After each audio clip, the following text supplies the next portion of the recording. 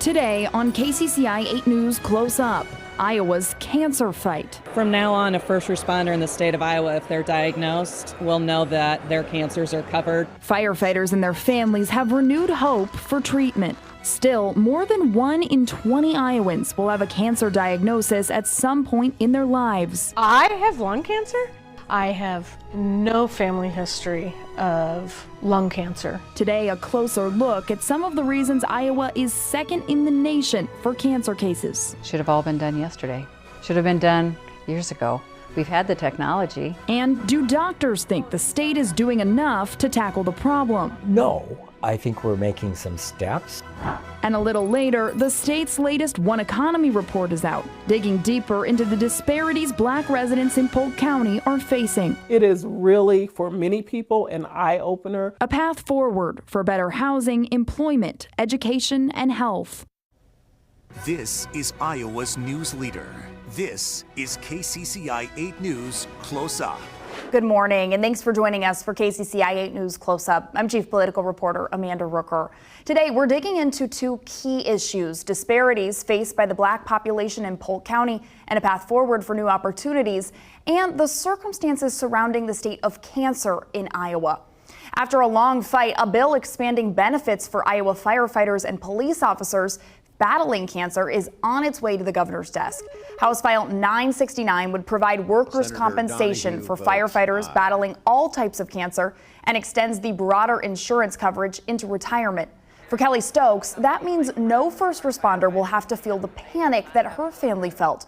Her husband, Brian, a longtime Des Moines firefighter, lost his battle to cancer in 2023.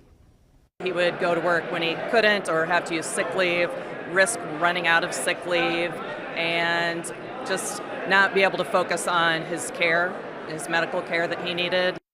Kelly says she is so excited that this change has now been on its way to becoming law. Well, radon exposure is the second leading cause of lung cancer, and Iowa ranks first in the percentage of homes that have radon levels at or above the EPA's accepted amount. Nearly 1,500 Iowans are expected to die from lung cancer this year. That's more than 25% of those deaths are tied to radon. KCCI's Ben Kaplan investigates what's being done to protect us from this radioactive gas. They say not all heroes wear capes. Hello, anybody home? JB the Radon Man here. JB Shearer's bright-colored sweatshirt will suffice.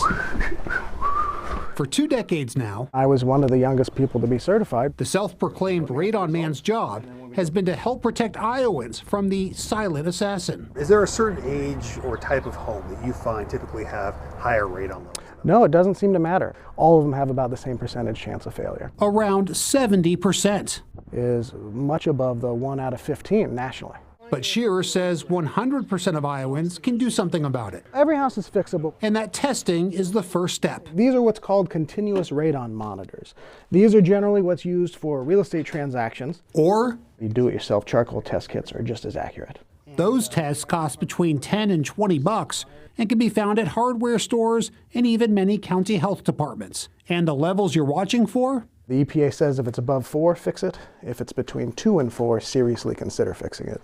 The World Health Organization standards are stricter. Anything above 2.7 picocuries per liter of air is too high.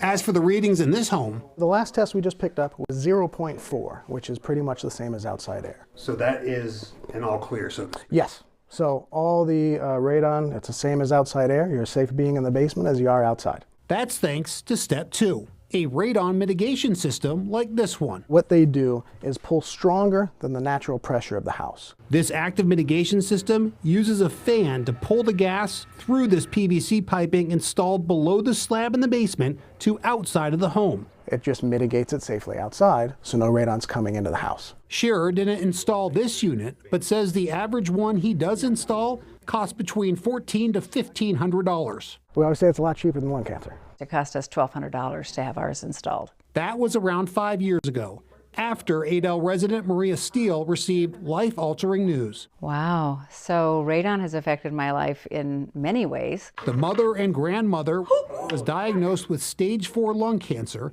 which had spread to her bones. It kind of just rocked my world and was totally out of left field. Steele says she didn't smoke, and her research indicated radon could be a culprit. So she tested her home with one of those do-it-yourself kits. It was double what it should be, and I thought, well, maybe it's not really. I'll do it again. So I, went to a different hardware store, got a different kit. And it was still high. The now retired nurse practitioner says she had a mitigation system installed within the week. And she retests every 2 years, just like Shearer tells his customers to do, to compensate for any changes to your home's foundation, like shifting that can cause cracks you might not know about. It's because of the underlying geology, what Iowa is built on. That's what Dr. Betsy Swanner, a biogeochemist and professor in the Department of Earth, Atmosphere, and Climate at Iowa State, says is the simplest explanation for why radon is so abundant in our state. The soils that we live on are derived from material that was brought here by glaciers from other parts of North America, or they were created by rocks that were deposited out of an ocean that was here in the deep past. Swanner says these materials contain a lot of uranium, which can decompose into radon.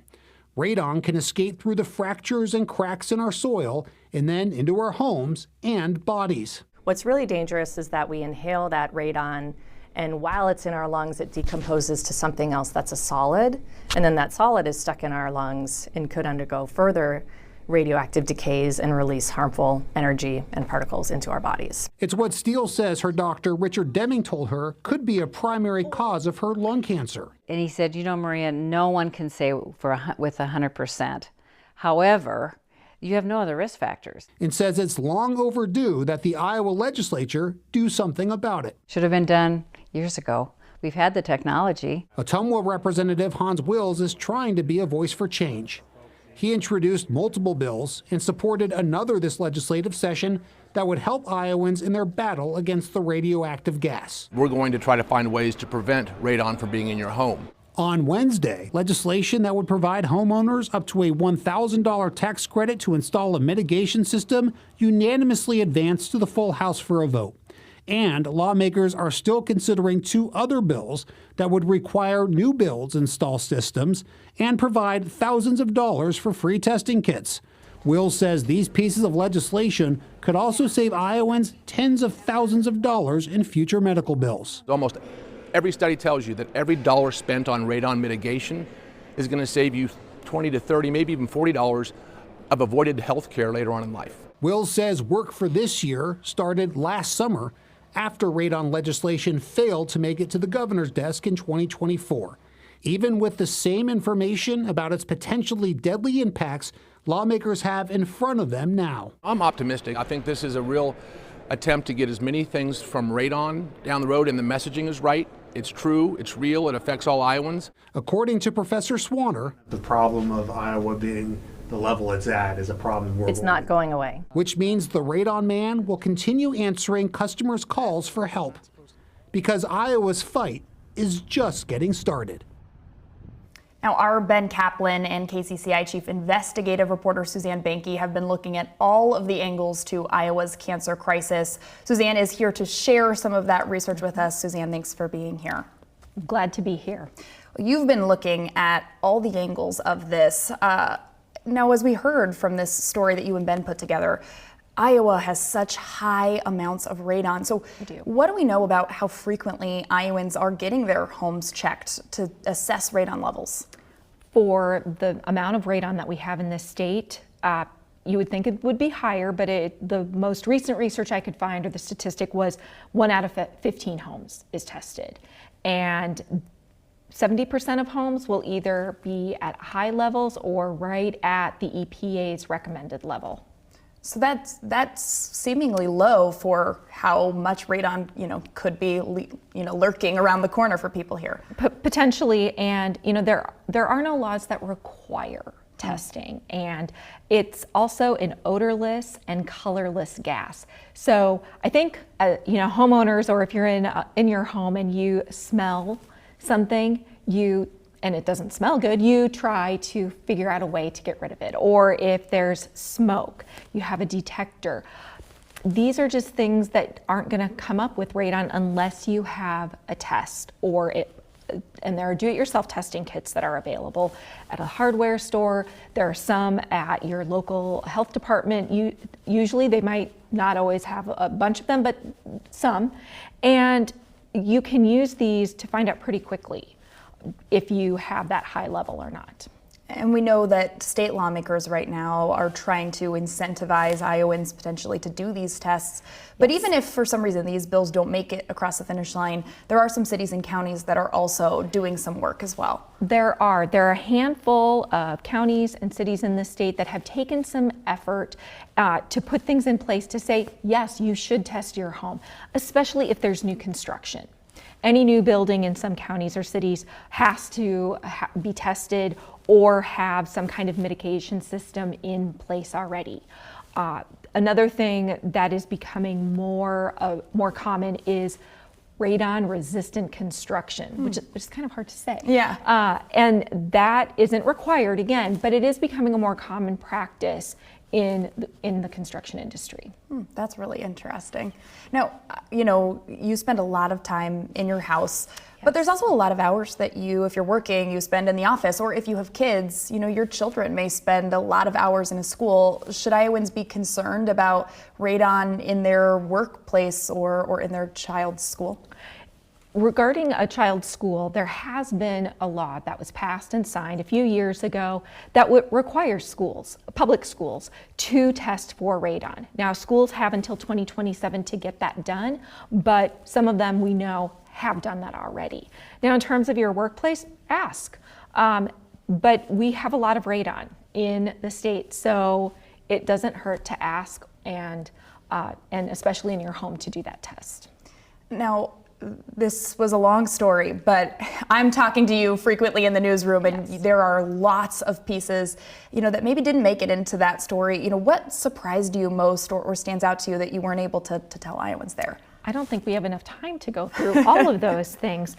I think one of the key things is how few people test, and the fact that one of the only laws around testing is in home sales. If you're a homeowner selling and you have known test results, you have to disclose those to the buyer. And then there is a fact sheet that's on the Iowa Health and Human Services Department's website that you are required to give that buyer. But that's really the only thing, other than the schools testing, that's in place. And that's really the only thing that we're seeing in place for homes. And realtors do recommend that you do a test as well.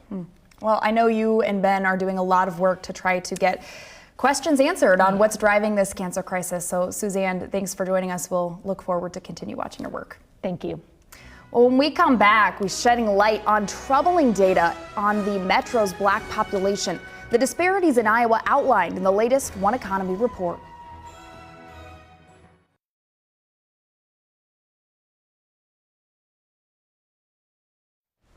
Okay.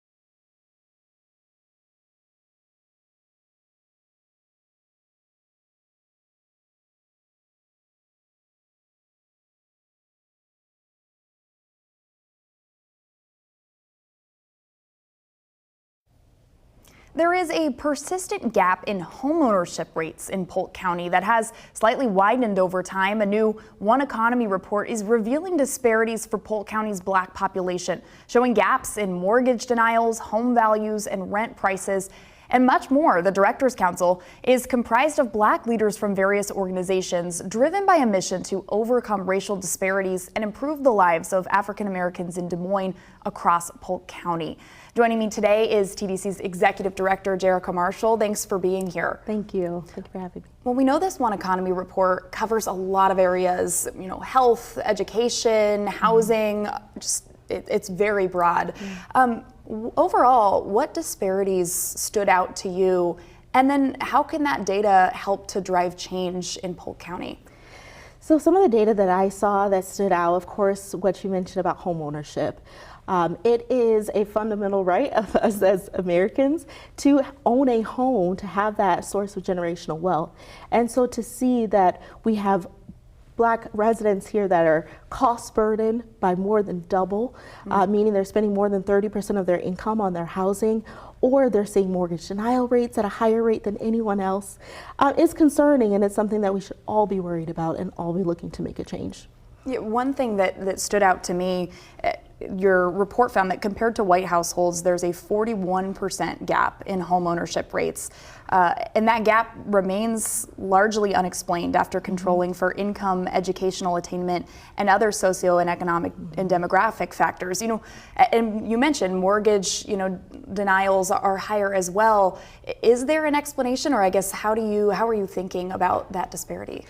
A lot of it, or some of it, can be explained by income levels, right? We're still seeing lower income coming into homes, more poverty situations in community, and that of course can affect some of that. But as you mentioned, we did do some controlling factors for some of those socioeconomic factors that we see as far as education, income levels, and we're still seeing that gap. So what we consider that to be is a systemic barrier that we need to now address to figure out how everyone can be on the same playing field when it comes to home ownership.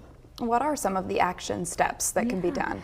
Absolutely. So we have some organizations that have taken on that work. So Neighborhood Finance Corporation is a big one. They've started their Journey to Homeownership program that does combat some of those issues and explains the process as we go forward. We have programs within Financial Empowerment Center that Polk County, is able to fund and provide, that provides free financial coaching to get people at a space where they're ready to be homeowners. So there are a lot of different angles that we can address this with, but we also need to look at some of our policies, and we even highlight some case studies of some opportunities that other communities are doing to try to boost homeownership, especially in our community. And another thing the report noted was just how kind of interconnected these disparities are. And I would imagine, being a homeowner contributes right to your overall, wealth, your overall, ability to live your life. How are you kind of seeing where does the barriers in homeownership impact other areas of life? It impacts quite a bit. I mean, we see that if you don't have stable housing, then that affects how our kids are showing up at school. They're not able to eat at a regular time, or that stability piece isn't there. That can provide a different space for education to thrive. When we see that, we also see issues with them not having insurance coverage, which affects your overall health. I mean, a 10-year life expectancy difference is a big deal, and we need to address some of those things. So it affects quite a lot of different areas. So that's why we're really looking at a coalition model of how we address some of these issues, because you can't have one without the other. Well, we want to get to some of those other pieces of the study and, what happens going forward. We'll be right back after this break. Stay with us.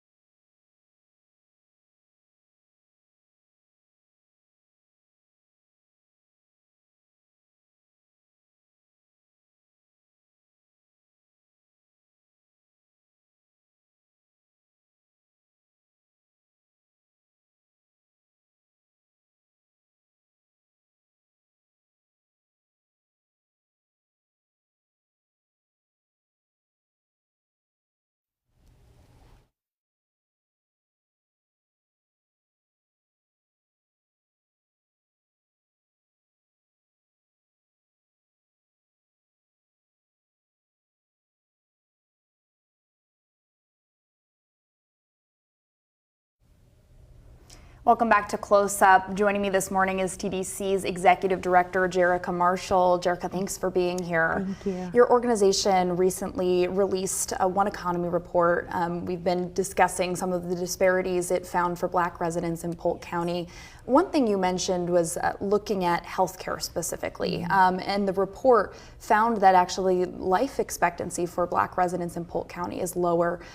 How much lower, and what do you see is driving that? Yes, so we're seeing about a 10-year difference in the life expectancy for a Black child born in Polk County. That's something that is alarming to us. Seeing at 72 years is about what we were finding for that statistic. It's due to a lot of different things, and a portion of it, I think, can be nailed down to just going to the doctor and that amount of insurance coverage that we're seeing. You'll see that highlighted in the report. It's about 1.5 times of our adults are just not as insured as they should be. So that could prevent you from going to those regular screenings and checkups that oftentimes will catch some of those long-term health effects. Between that and what we're seeing is still in Black maternal health, having issues there, there's still some need for us to be more educated when it comes to our health and what that really entails. And then in education, the report also looked at graduation rates and things like that. You mentioned, getting to do some case studies, talking to students. What did they tell you? Yes, so we did a community conversation with our middle schoolers and high schoolers, and really what they shared with us is that they want to see more teachers that look like them. To have that sense of understanding and belonging in a space can really elevate how you connect. And that's really what we're seeing with some of our graduation rates, is the connection may not always be there. And so offering opportunities like the case study we saw, where they do have residency programs for teachers, could really help provide opportunities for us to get new teachers here in community and deal with our overall teacher shortage. So there's some opportunity for collaboration there, and we have to find what works for us here in Des Moines Metro.